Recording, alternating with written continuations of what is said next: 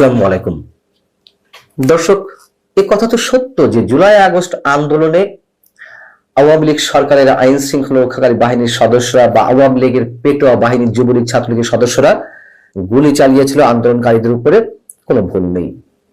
কিন্তু আমরা কি শুধু এটুকু নিয়েই পড়ে থাকবো?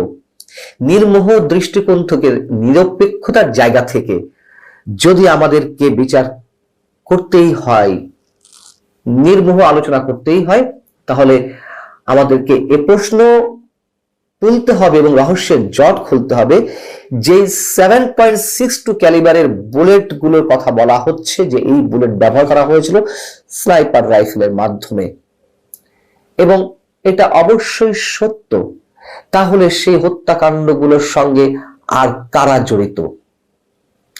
আপনারা নতুন করে জেনেছেন যে গত বুধবার আব্দুল্লাহপুর, রাজধানীর আব্দুল্লাহপুর বাস স্ট্যান্ড সংলগ্ন এলাকা তুরাগ নদীর পাশে দক্ষিণ পাড়ের মাটির স্তূপের উপর থেকে 20 রাউন্ড 7.62 ক্যালিবারের বুলেট উদ্ধার করা হয়েছে এবং এর প্রত্যেকটি বুলেটের গায়ে লেখা ছিল BOF, অর্থাৎ বাংলাদেশ অর্ডিন্যান্স ফ্যাক্টরি।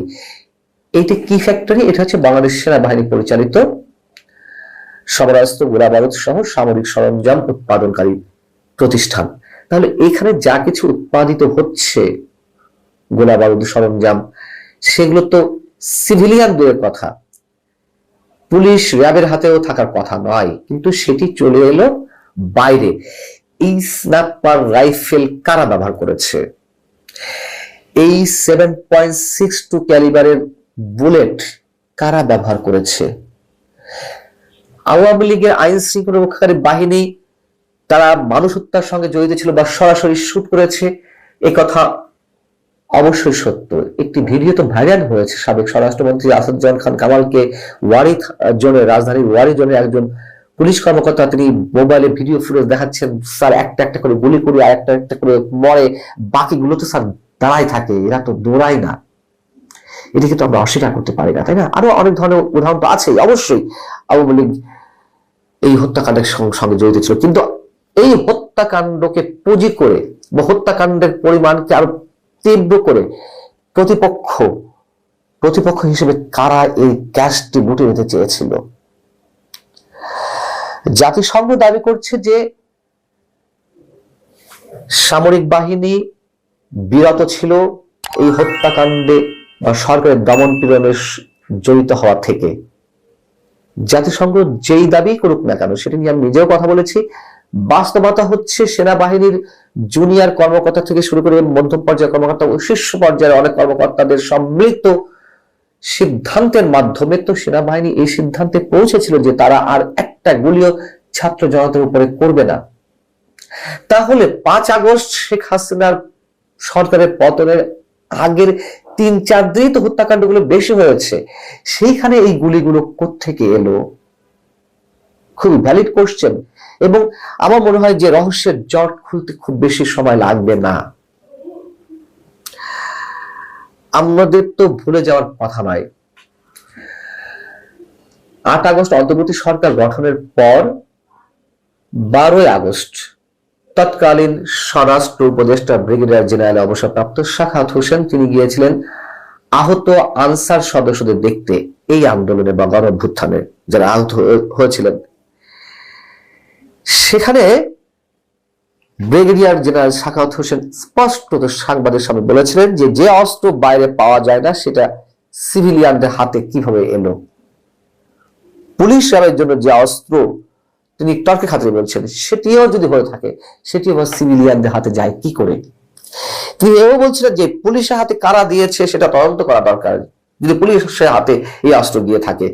আনসার সদস্যদের বক্তব্য শুনে আমার কাছে আশ্চর্য লাগছে, পুলিশ ফায়ার বা গুলি কম লাগছে তাদের, মানে পুলিশের ফায়ার করা গুলি তাদের কম লেগেছে। সিভিলিয়ান পোশাকে 7.62 mm রাইফেলের গুলি লেগেছে, ম্যাসিভ ইনভেস্টিগেশন দরকার। এরা কারা, কাদের হাতে 7.62 mm রাইফেল গেল, এটা খুবই উদ্বেগজনক। তিনি আরো কয়েকটি কথা বলেছেন, তার মধ্যে উল্লেখযোগ্য হচ্ছে পুলিশ সদস্যের হাতে এই যে 7.62 ক্যালিবারের বা MM রাইফেল আছে সেটা মেনে নিলাম, কিন্তু সিভিল পোশাকে কারা আনসার গেটের মধ্যে গিয়ে গুলি করেছে, এই প্রশ্নগুলো তিনি তুলেছিলেন এবং এর তদন্ত হওয়া খুব জরুরি এমনটাই বলেছিলেন। এর সঙ্গে আরো একটি মন্তব্য করেছিলেন যে রাজনৈতিক ক্ষেত্রে আওয়ামী লীগকে শুদ্ধি অভিযান চালিয়ে আওয়ামী লীগকে পুনর্গঠিত হতে হবে, তারপর রাজনীতি হতে হবে। এই দুটি কথা বলার কারণে আপনার নিশ্চয় মনে আছে ঠিক 4 দিন পর ব্রিগেডিয়ার জেনারেল সাখাওয়াত হোসেনকে স্বরাষ্ট্র মন্ত্রণালয় থেকে সরিয়ে দেওয়া হয়েছিল। কি অপরাধ ছিল তার? চরম সত্যখানে উচ্চারণ করেছিলেন। কেউ তর্কের খাতিরে বলতেই পারেন যে এগুলো আওয়ামী লীগের ক্যাডাররা ব্যবহার করেছিল, সেনাবাহিনীর অস্ত্র বা গুলি আওয়ামী লীগের, যুবলীগ, ছাত্রলীগের ক্যাডারদের হাতে দিয়েছিল। আচ্ছা, ধরে নিলাম তর্কের খাতিরে, তো তাদের হাতে যদি গিয়ে থাকে, তারা তো আনসার সদস্যদের গায়ে গুলি করবে না, তারা তো পুলিশ সদস্যদেরকে গুলি করবে না, তারা গুলি করবে সাধারণ শিক্ষার্থীদের উপরে। কিন্তু এই গুলিগুলো সাধারণ শিক্ষার্থীদের উপরে যেমন প্রয়োগ করা হয়েছে, তেমনি প্রয়োগ করা হয়েছে আইন শৃঙ্খলা রক্ষাকারী বাহিনীর সদস্যদের উপরে। কেন?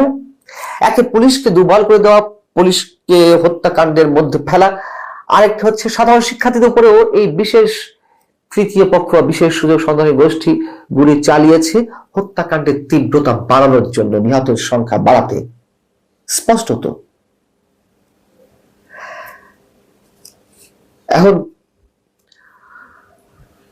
তার প্রমাণ তো স্বরাষ্ট্র উপদেষ্টা, তৎকালীন স্বরাষ্ট্র উপদেষ্টার কথাবার্তাতেই মানে কিছুটা আঁচ করা গিয়েছিল, কিন্তু অবাক হয়ে গেছিলেন। সিরাজগঞ্জে যে 18 পুলিশ কর্মকর্তাকে বা পুলিশ সদস্যকে মেরে গাছের সঙ্গে ঝুলিয়ে রাখা হয়েছিল, এটি কারা করেছিল? এটি তো নিশ্চয় ছাত্রলীগ, যুবলীগের নেতাকর্মীরা করেনি। তাহলে আন্দোলনকে তীব্র করতে বা আন্দোলনকে ক্যাশ করতে, শেখ হাসিনার পতনকে ত্বরান্বিত করতে, সেই জায়গা থেকেই তো এই কাণ্ডগুলো ঘটানো হয়েছে। এবং সিরাজগঞ্জে যে 18 জন পুলিশ সদস্যকে হত্যা করা হলো, সেটা তো বিএনপি জামাতের নেতা কর্মীরা প্রকাশ্যে পরবর্তীতে বলেছেন যে তাদেরকে হত্যা করেছে আমরা। ক্রেডিট নেওয়ার চেষ্টা করেছেন যে আন্দোলনকে কিভাবে তীব্র করা হয়েছিল সেগুলো আমরাও তার অংশীদার। এবং জাতিসংঘ যে রিপোর্টটি দিয়েছে হত্যাকাণ্ডের 15 আগস্ট পর্যন্ত, সেটা যে চরম পার্শিয়াল রিপোর্ট, এক চোখা নীতিতে এই রিপোর্ট করা হয়েছে, সে বিষয়ে আগে আলোচনা করেছি। কিন্তু জাতিসংঘের এই রিপোর্টে কেন এই বিষয়গুলো উঠে এলো না? তারা যে ফ্যাক্টস ফাইন্ডিংস এর মাধ্যমে রিপোর্ট করেছে, তুমুল আকর্ষণীয়, তুমুল গ্রহণযোগ্য একটি রিপোর্ট অনেকের মতে, আমার মতে একটা ফালতু রিপোর্ট হয়েছে, স্পষ্ট করে বলতে চাই। তার কারণ আওয়ামী লীগ স্বৈরাচার ছিল, আওয়ামী লীগ অত্যাচার করেছে, স্টিমরোলা চালিয়েছে সাধারণ মানুষের উপরে, সব সত্য।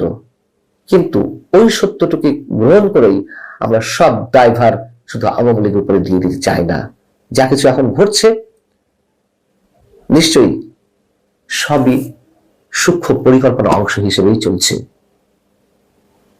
এবং আমাদের নির্মোহ সত্যকে আলোচনা করা দরকার বাংলাদেশকে বাঁচাতে গেলে, নিঃসন্দেহে। আল্লাহ হাফেজ, ভালো থাকুন সবাই।